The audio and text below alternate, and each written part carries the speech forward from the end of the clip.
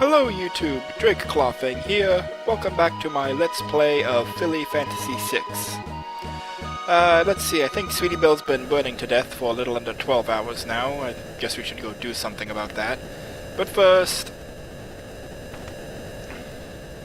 Technically, I will state I did not forget this. I was just choosing to get it later. But let's go get the memento ring.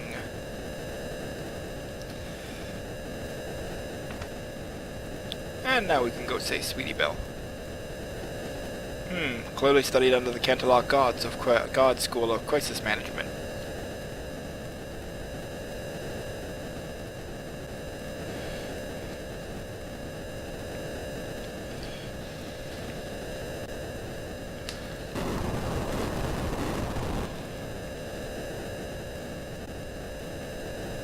You know, the tension of this moment is a bit undercut by the designing glasses thing. And like, I love that idea from Pony Fantasy VI, the using the designing glasses while casting the spell, but it, you know, just ruins the tension of the moment a bit. Also a note, instead of just Flames Be Gone, Rarity does call out Aqualung here, which is her starting water lore, you know.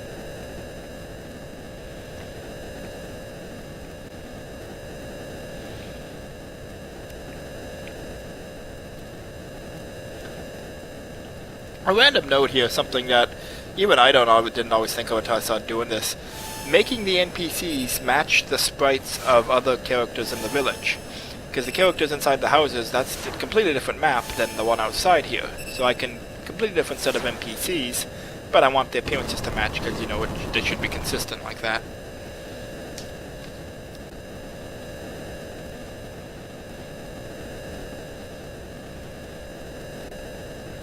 I may be a lady, but I know how to defend myself. Not an exact quote from that episode, but pretty close. I think it's Dog and Pony Show where she said that, wasn't it? So Rarity comes with the Jubal Rod and some stuff, but we can still optimize her. What do we want to teach her? Let's start with the level 2 spells. Sure. I hate this dungeon so friggin' much. Like, this dungeon is just a pain. Pain. Pain.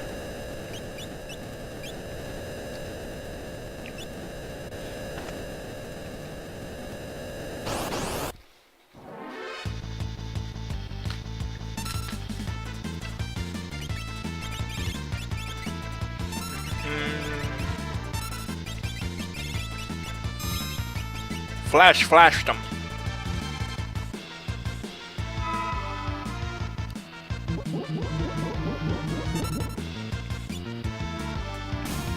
Boom.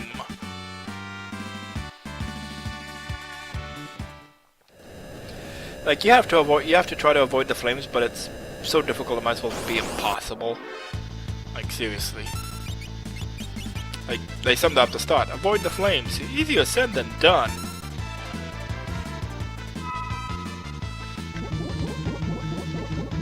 And it's not even a difficult dungeon because even in the vanilla game, they give you Strago with Aqua Rake or Aqua Lung, whichever you prefer, and it just wipes out everything in this dungeon. And you know, it's very spammable.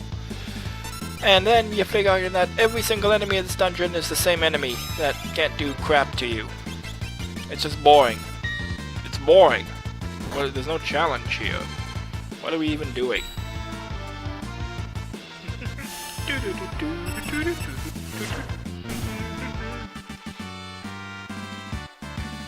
And as I speak this and I notice my Audacity window open in the side, I notice I'm recording a mono track.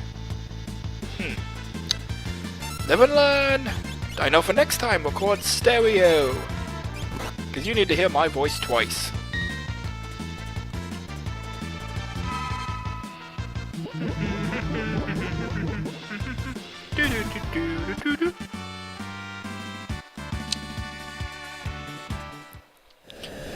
No. Back, pass it. Haha! Avoid that door, just triggers a fight, but if you really need to level grind before the boss, you can do that there.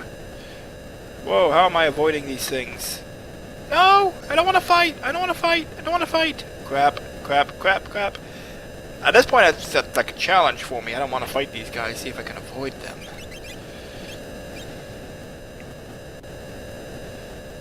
Ha!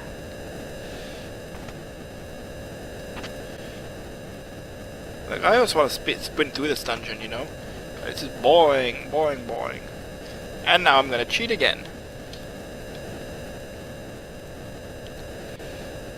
It's the same, this is the same flame sprite, by the way, that was in the original game. I just had to simplify it a bit because it had a lot more color variants in the original game because of the different palettes.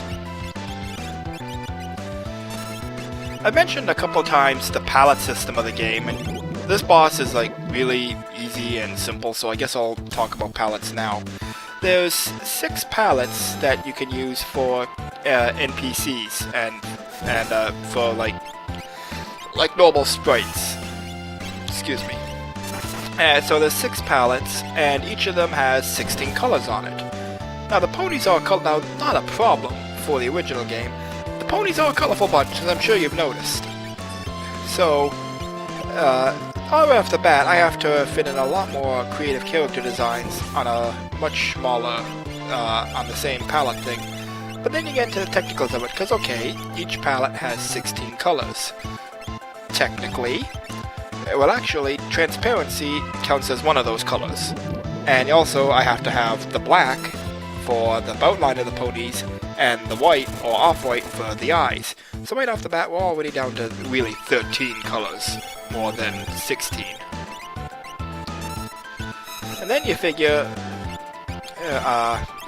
that there's a, don't know like the specifics of it, but what it is the last 4 colors of the palette, the game will automatically overwrite them for various status ailments, including like zombie and poison status. So really, each palette doesn't really have 16 colors, it more has like 9 colors. Once you factor in you need transparency, black, white, and those last 4 can't be used reliably. And eventually Vital Fox got those last 4 colors enabled. There was a patch for it, of course, that enabled it, and he had to customize it for mine because my hack does different things. But I got it working, but that's why I mentioned Applejack's hairband doesn't display properly on the save screen, because it's one of those colors in the last 4 and it doesn't work all the time. So I have 6 palettes of 9 colors to work with, and I have to fit all these creative, colorful character designs on those palettes. And especially, you look at some of the ponies like Cadence or Celestia with the 3 or 4 colored hair, and the magic ore and the skin tone, and it's like, okay, I have to fit these colors on her, on this. What palette can fit those 4 colors? But then I have to try and use that palette anywhere else where I can. And I mentioned also the palette swaps. So say that Twilight's purple color there is color 4 on palette 2. I don't remember exactly which palette or slot it is, but let's say that. So what that means is that any time I assign try to a different palette, her main body will always be color 4, the number 4 on that palette. And that's where the Imperial Guards come in, because the Guards have like 2-toned armor, and they have the color for the eyes and the color for the crest, and probably another color or 2 on their designs that I'm missing. And so when I palette swap them, if that Guard uses like colors 5 and 8 for the armor, and I put them from palette 2 to palette 3, I have to make sure that colors 5 and 8 look good together as a suit of armor. And then I have to do it again, because I need another palette swap for them. So that's what I mean, like once I got those Somber Soldiers, I had to rearrange all my palettes to get 3 palette swaps of the Somber Soldiers that looked right. So that's just the saga of, like, if I had, like, the 3 major,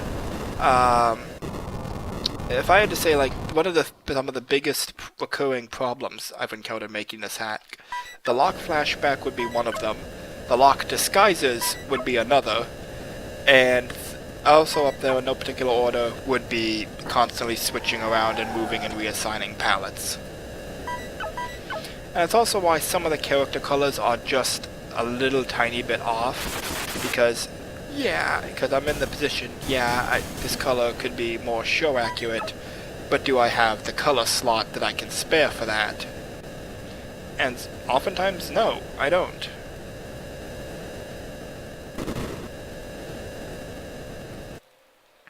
So all this starts out that one of the things that bugged me in the original game is Shadow uses a smoke bomb. I'm like, smoke bombs can't be used outside a battle.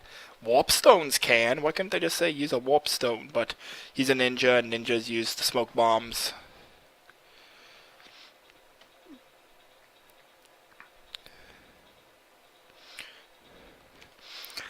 That's one of the things that editing Final Fantasy Wiki you notice, like how often the same abilities reappear in different disguises. Like Edge's elemental ninjutsus in Final Fantasy IV reappear in 5 and 6 as throwing weapons and 7 as items. But they're all like the same Japanese name. So we're already just giving some backstory here.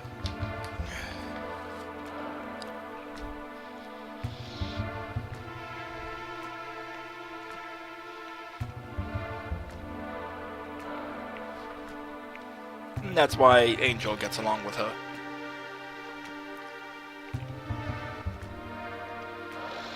Writing around the fact that Wilma's Shadow's daughter in the original game. Spoiler alert!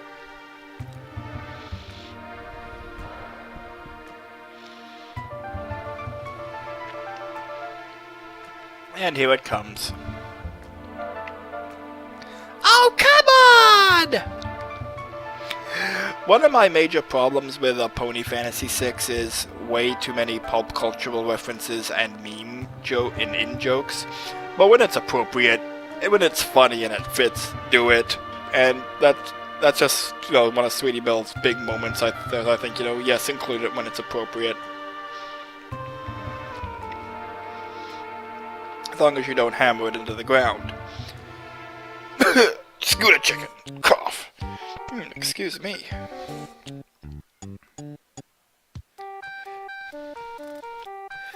I will never get over Fluttershy's theme.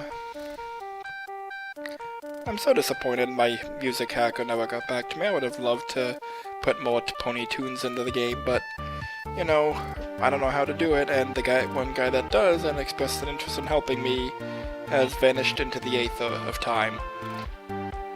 Or he just lost interest and didn't tell me. I don't know. I'm gonna go assume vanishing.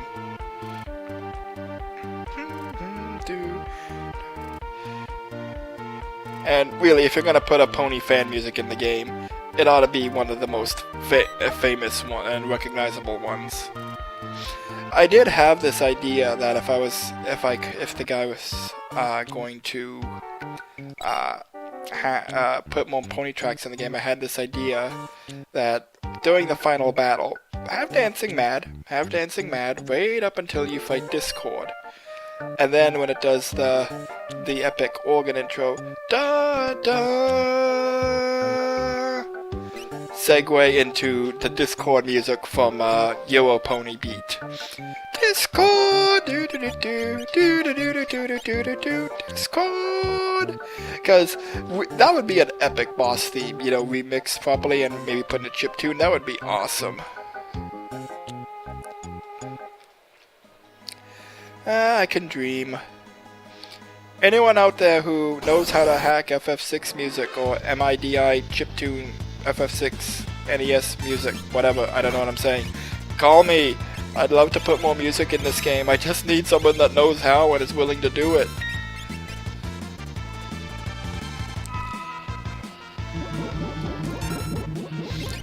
So, presuming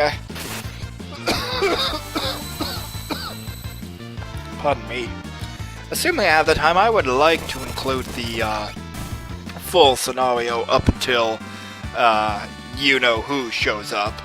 But we'll see how I am for time, because I have a habit of underestimating how long things will take. Like, I'm at the 15-minute mark or so now, and I'm presuming this dungeon shouldn't take more than 20 minutes, but I'm liable to be here until the 50-minute mark, so you never know. Pardon me again.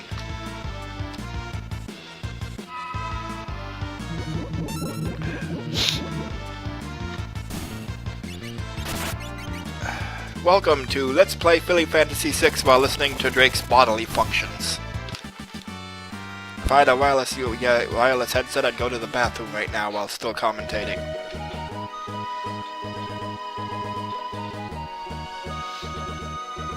That's actually an anecdote I'll just share off topic. I volunteer at a TV station in my spare time. And they do an annual call-in and talk to Santa for the kids every Christmas, and I was audio operator on that the one year. And we went to commercial break. Santa had to go up and go to the bathroom, and I forgot to take his microphone down, so we're in the control room talking about the commercial break, just, whatever, and suddenly we hear the toilet flush over the speaker, and I just looked at the audio board in horror. Santa's in the bathroom, but I didn't take his wireless microphone down. We couldn't actually hear what he was doing, and if we did, we didn't notice that's what we were hearing, so thank God, but yeah, that was a fun time.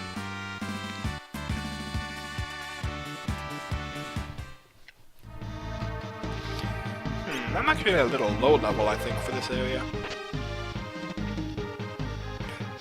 I'm gonna drop the little hint here that, someone that uses brushes will be joining the party soon. I can't imagine who.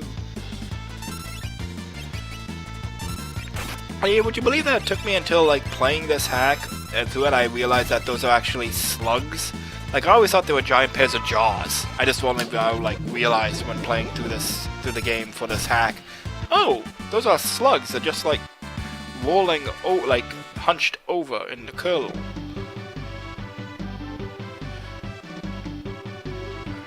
I just like to do that to see the scene. Oh wait, no, I thought I looped around here. I want to know, how did she get ahead of me? Can Sweetie Belle teleport? I'm gonna go safe first, just in case, cause you never know.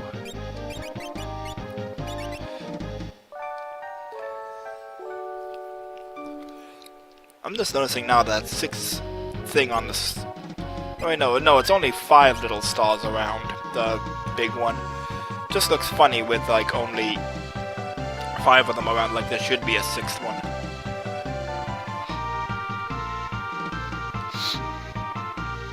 Founders!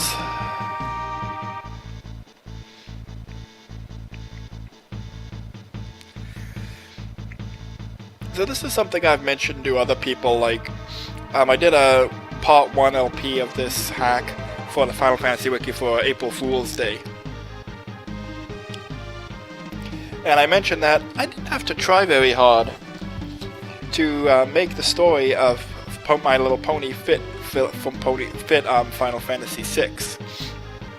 In particular, King Sombra and the Crystal Empire fits perfect for the War of the Magi, and that Warring Triad, well, My Little Pony literally does have a Warring Triad of ancient rulers that were sealed away.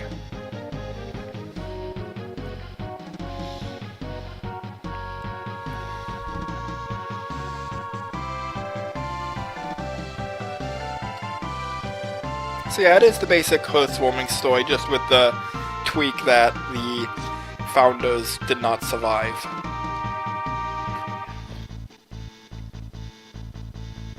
And now it's time for this. The Maniac, of course. In the original game, Ultros mentions maybe these will get Siegfried's attention. I'm just like, what the hell does Ultros have to do with Siegfried? What even? Ultros and Siegfried are riddles for the ages. That is the only justification for why the Maniac is Ultros, the tentacles. Also, random thing, prepare for the fight scene. That's a Mel Brooks reference. If you know the movie, exact Mel Brooks movie, let me know in the comments, you win E points. But yeah, prepare for the fight scene is a Mel Brooks joke.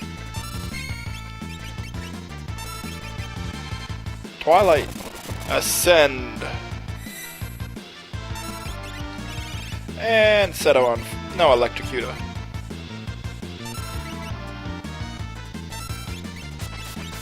See? Hair snap. Tentacles. It's perfect.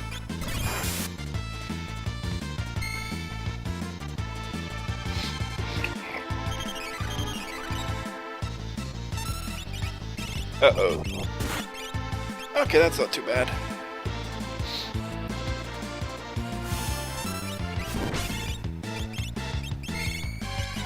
Apple pie. Heal her up.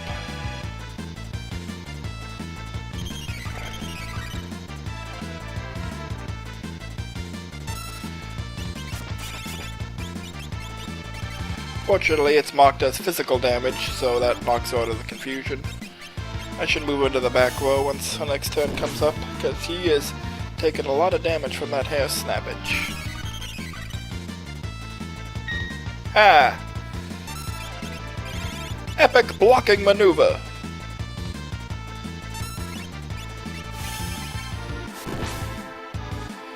I never really understood this fight with Ultros. Like, I didn't look at the AI script for this fight much, but even I remember thinking, like, how much damage do I have to do to him? But then sometimes he transforms, and then, you know, like, Realm is here, but Ultros is still fighting and kills her.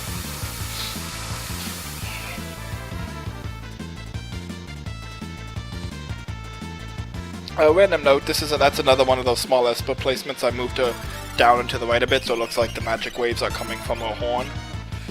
Just thought it was a nice touch. It only works though when you summon her in a normal fight. A lot of the Espers, when their back attack or pincer attack, they use a different set of data to determine their positioning on the screen then. And I did some of them does it in a way I didn't understand and didn't know how to edit.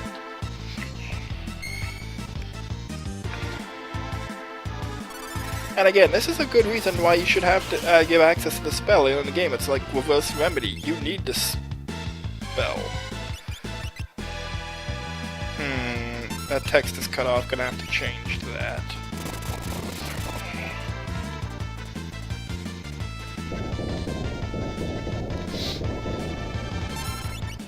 Maud would be proud.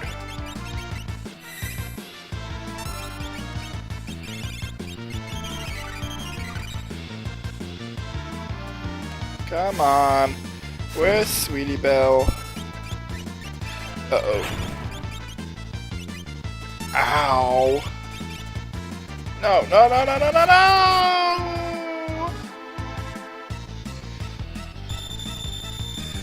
Ay, ay, ay.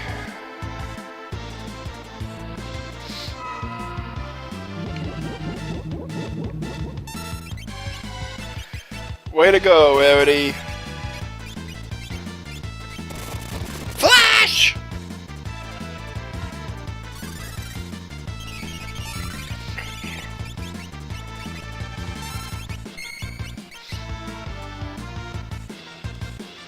And also, like, moving forward, I don't know if that has any relation to Ultros' AI script or what. Like, when this LP is over, I'm just gonna go look at the coin and see if I can figure out how the heck this fight was supposed to work. Rarity, cast the spell. Actually, cast the spell. Hurt him. Cast the spell that hurts the maniac. You're a blue mage. I know you know that spell.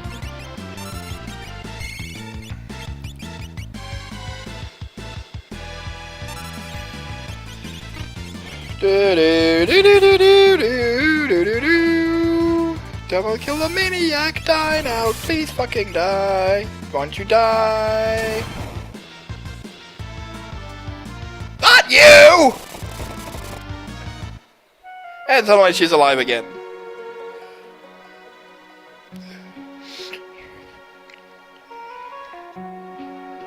I love that. Whoa, nice hair, lady.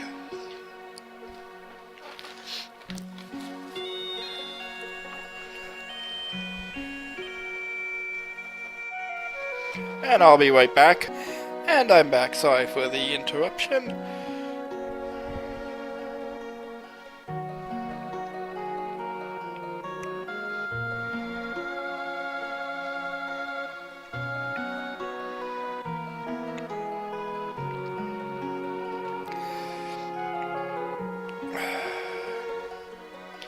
Like, really though, I have no words for this scene anyway. Like, what can I say about this? Like, another reason I included the Maniac as Ultros is because the Maniac works as Ultros, this weird, wacky, nonsensical villain that makes no sense but is really hilarious because she makes no sense. I remember laughing at DM Pwn 3000's LP when the Maniac appeared and it's like, I don't get you! Why are you here? Just a random note, and a feature for Philly Fantasy 6 over the original is that all brushes raise the success rate of Sketch.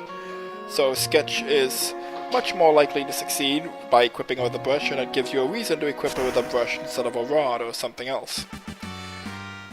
And another upside is that, I think I mentioned this before, but I'll see it again. Sweetie Belle's sketched attacks rely on her stats to do damage, but so they're much more powerful. I make no promises. Also, random note, that dialogue is reused in another scene later on when we meet the rest of the party members. Like that and I don't mean like that same line. I mean that same dialogue box is called up within the game coding. So like it would be a very easy thing to just change if I want to, but I just found it interesting the first time I played the game that because I had given Sweetie Belle a response specific to this situation, and then she quoted later on. I'm like, oh, I guess we use that dialogue. And just to be sure, the lower left one is the one we want to advance, but not doing that quite yet. We're gonna look around. Why? You are annoying me. That's gonna heal them. I somehow know it's gonna heal them. Bravo, Sweetie Belle.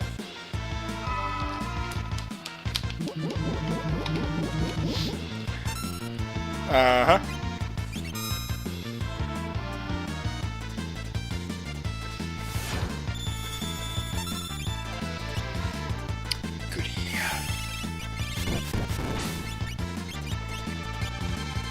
That's better. Drain and they still die. Ha!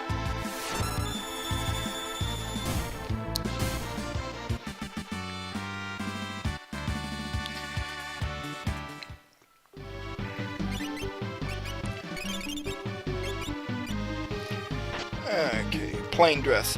Why are these dresses and treasure chests up here?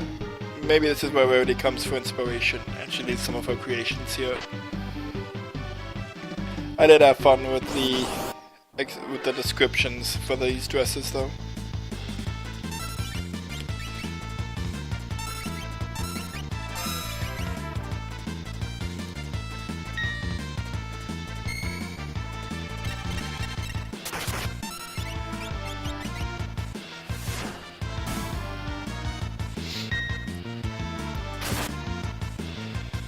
Bravo, Twilight.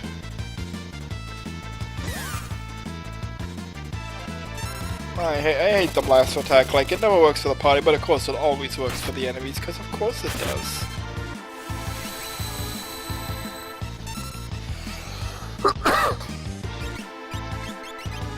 Stop doing that!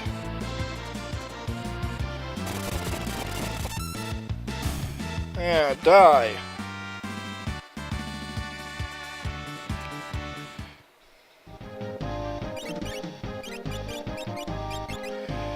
Warp, I don't need warp. What else can we do? Raspino's no sure.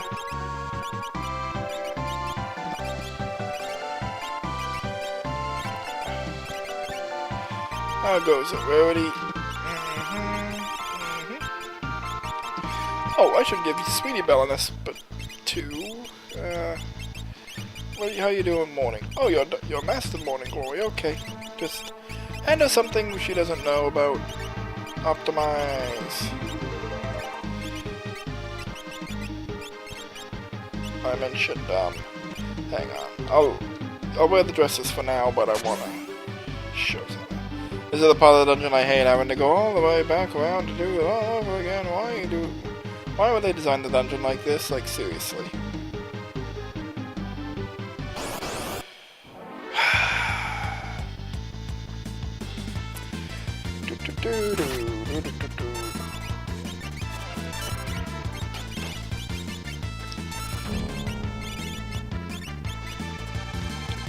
I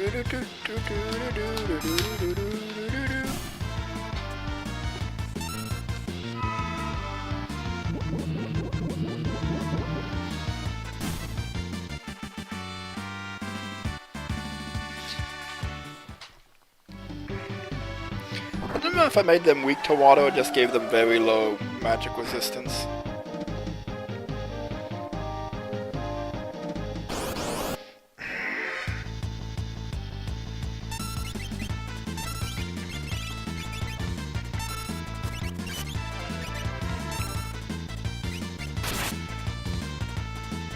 Aqualon. I don't know why it's called that. Like Aqua Breath or even Aqua Rake makes much more sense.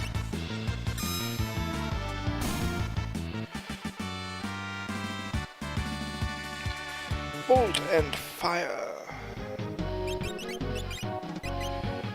Okay, now you're gonna have the Opal Ring. And the Lapis Ring. Oh man, I'm gonna take this off.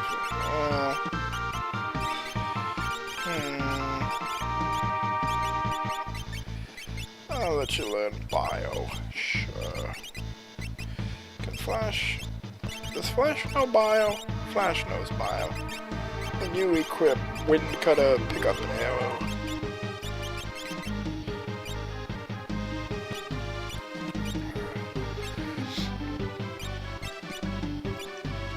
Whoa, Twilight MP, what is...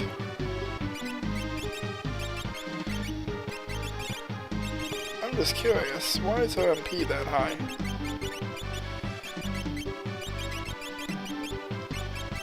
Oh, it's just, maybe it's naturally just that high?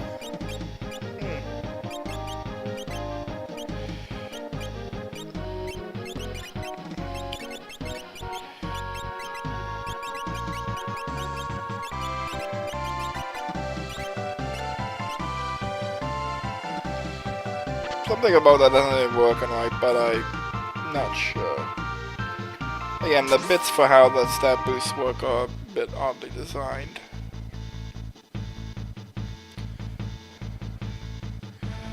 Okay, well, we're done that part. I could just show these off quickly. I had fun with the descriptions of these two dresses. Repulsive. And the plain dress. I guess this'll do. And then the top tier one is the amazing dress. And it's just like, you look fabulous!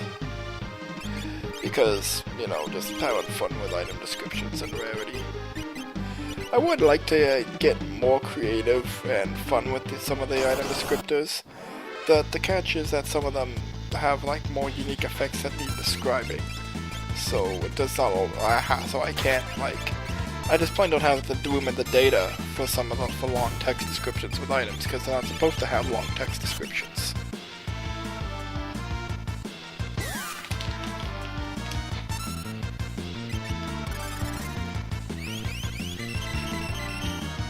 Heal everyone, good go.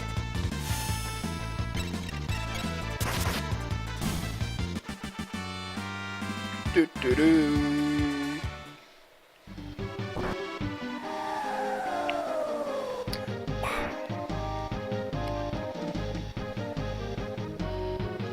And here we go.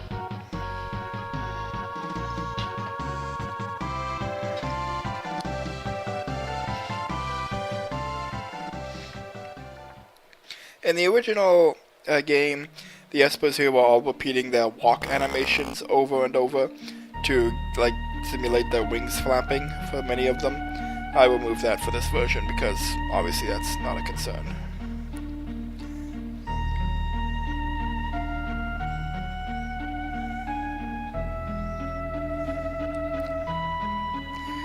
That is a little thing I tried to like, the crystal ponies, they're just normal ponies that were victimized and Samba enslaved them.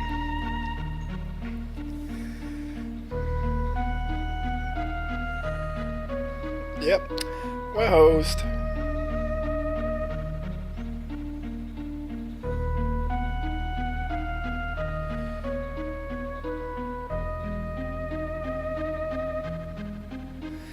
And again, this is NPC is meant to be a G1, Pacific G1 pony called Nightshade, variably spelled night as in the medieval night, or night as in just the time of day.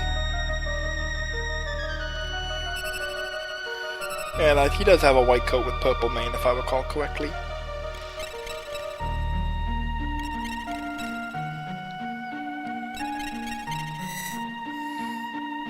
I'm not quite sure what happened there either. Like, I always assume Zephyspus has some sort of telepathy, and maybe that's what they were doing.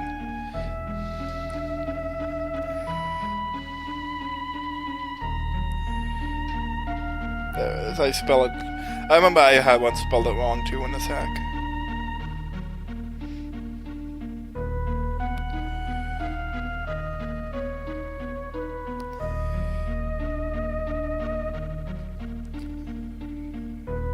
That's something I tried to hint at with Twilight's dialogue in the Esper World flashback, and this world, her power.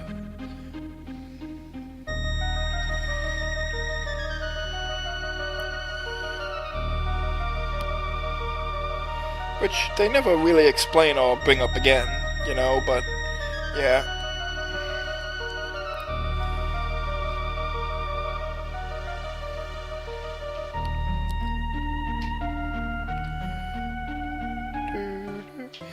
And we're back here with Shining Armor and Cadence.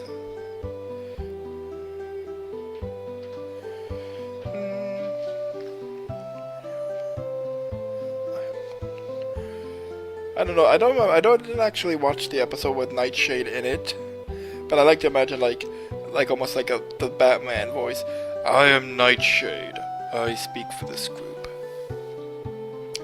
Also, another random thought, if they ever give Sombra a proper voice actor for some sort of appearance, in my opinion, the perfect voice actor for him, Keith David. And if you know who Keith David is and what he sounds like, you know he would be the perfect Sombra. You know, he can do him growly and menacing and demonic, or he can just do him smooth and charismatic. You know, but just the voice. And Sweetie Belle making the joke there that subtext from the Locke and Celes stuff still exists here. We'll have a good laugh about it. Not you!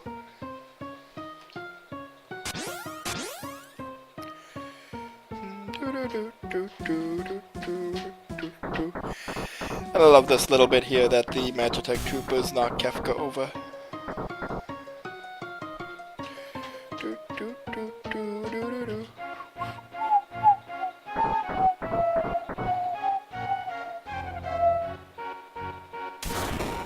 The original game had 4 palette swaps for the Magitek for the Imperial soldiers, including a 4th one that was orange and used for these troopers.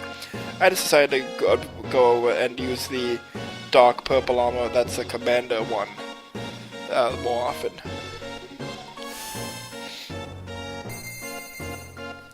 And there they go.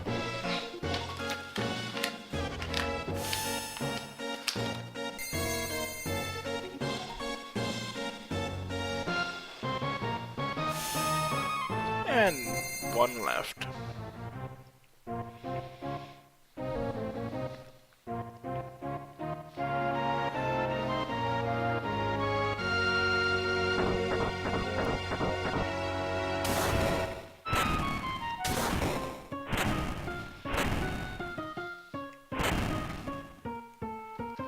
Shut up.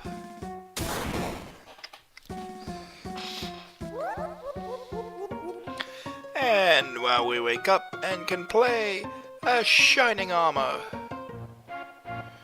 Twily! Flash! Wifey! You! Sweetie Belle! Rarity! Other you! The thing I always find interesting with Shining Armor is that you can fully go into the shops and buy items as Shining Armor if you really want to. There's no point. And the fact that he doesn't appear on the party equipment screen should be a hint that he's not sticking around. But yeah.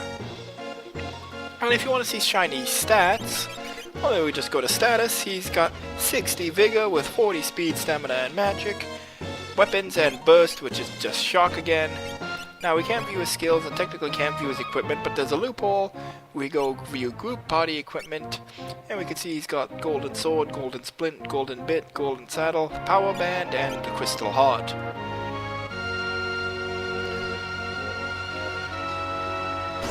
And let the epic fight begin.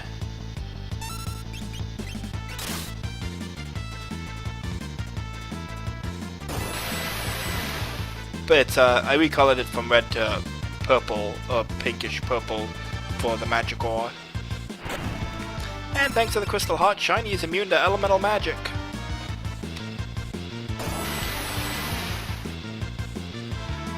Zap, zap, zap!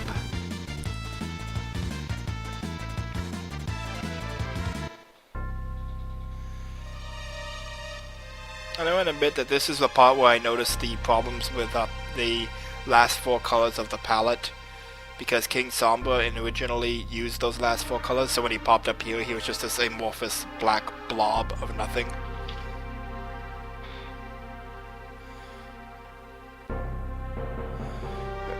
And even here I'm noticing.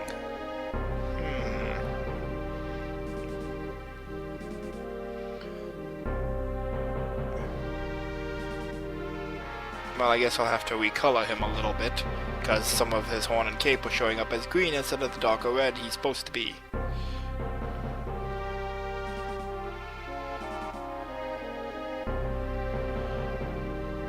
No, Shiny, you shut up.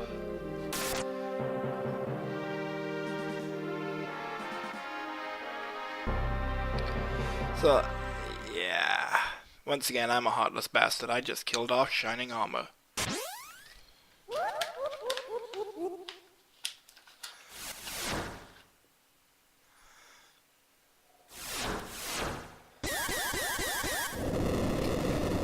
And now for some Whiplash, pure, natural, unleaded, magical energy!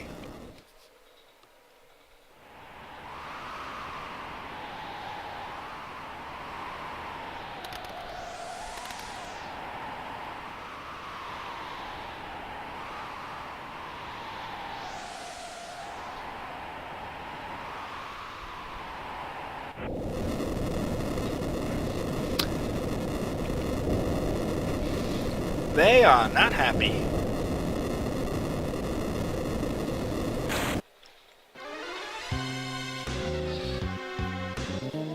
And you can see Twilight done that because technically the party does have to be here for the battle scene to display.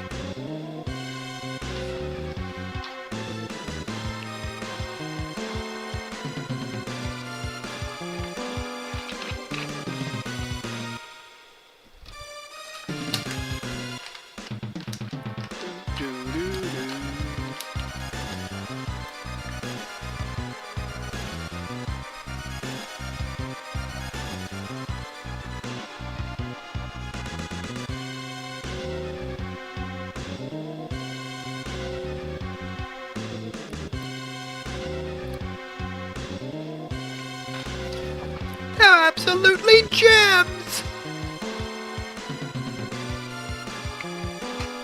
Show you some real magic.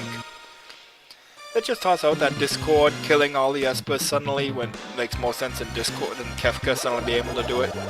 Like the Espers kicked his ass a couple hours ago, but now he can nullify that magic and kill them en masse. Like Discord, you could tell maybe he got caught by surprise.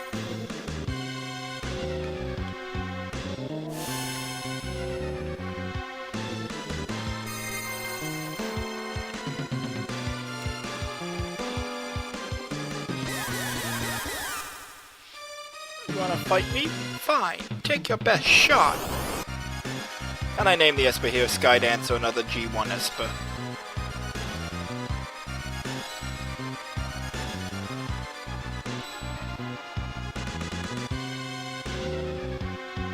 And something coming up I think I mentioned before, in terms of compressed graphics.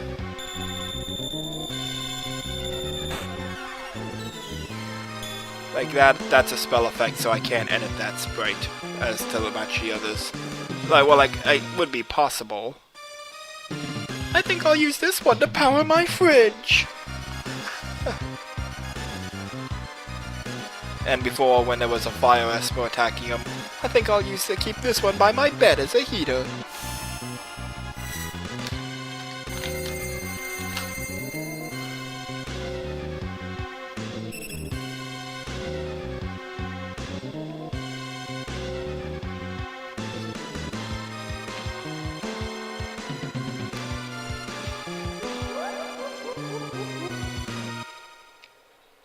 Yeah, fun, fun, fun.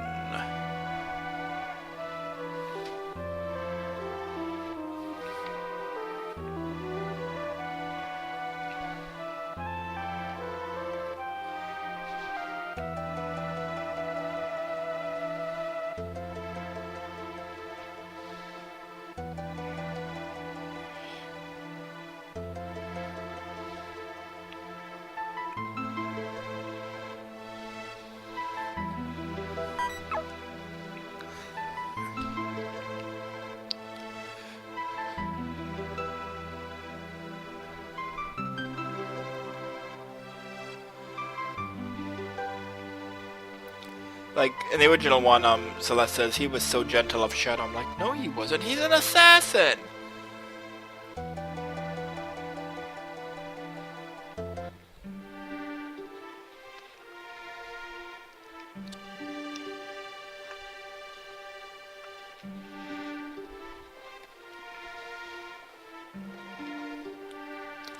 King Samba tricked us. Yeah, no kidding. I love it. Again, I think Pony Fantasy made a very similar joke, but again, it works. Caring teacher trick. He just blurted out everything, and he offered to write a friendship report about what he'd learned.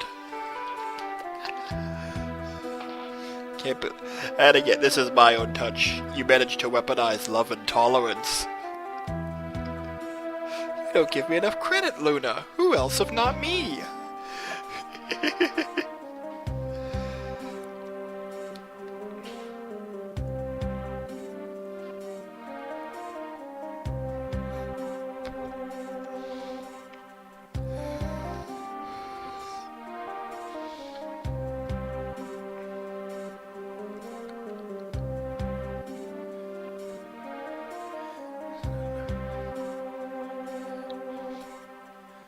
Really?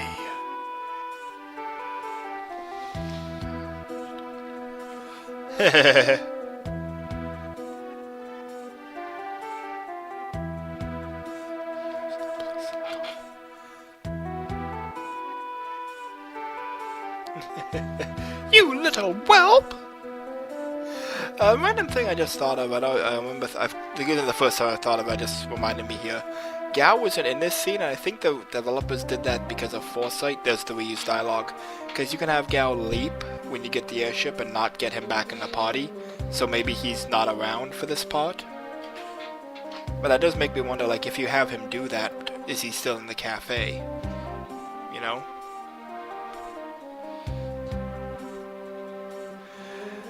Sweetie Belle.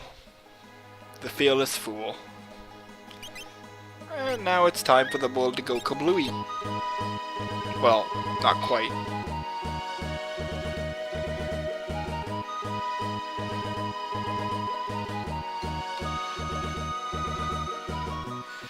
Yeah, this is bad.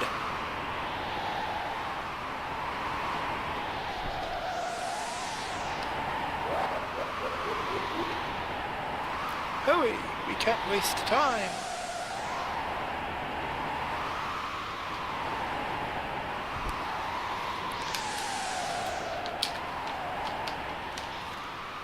And now with this quad out of sight and more espers, yeah, Samba really could have invaded the Esper world completely unopposed this time, especially with Dazzleglow not there anymore.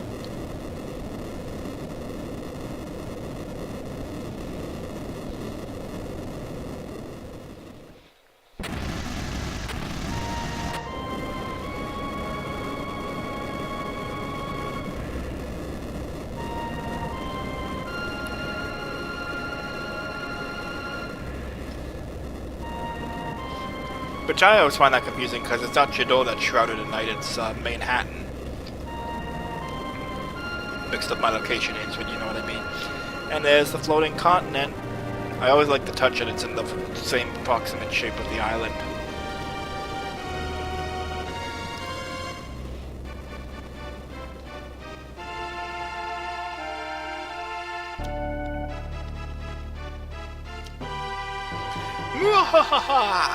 Now this is power! With the magic of the founders at my hoods, all of Equestria will be mine to command! I should start vocalizing dialogue more, it's fun. The ancient pony leaders. It is said that their fighting created a nexus of chaos magic held in check by their proximity.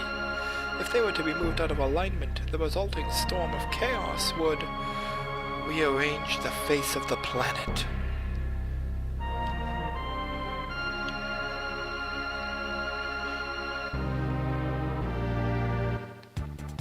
And now back to the happy-go-lucky airship theme. I think I'll show this because it's happened sometimes. If you ever accidentally select find the third continent, which I think is kind of a dick move, making it like the first option. You know, you could just go lift off. And where's my map? There's my map. So yeah, before I go, I have to actually think over the party I want to take onto the floating continent. And again, get Scootaloo some more emulates before, and there's a couple other things in the world of Ruin before we end this. So next time on Philly Fantasy VI, we're going to do some, I'll probably cut the level grinding. I don't know if I want to do the level grinding, but a couple more monsters to make sure we encounter, a couple more treasures to make sure we get, and I'll see you then.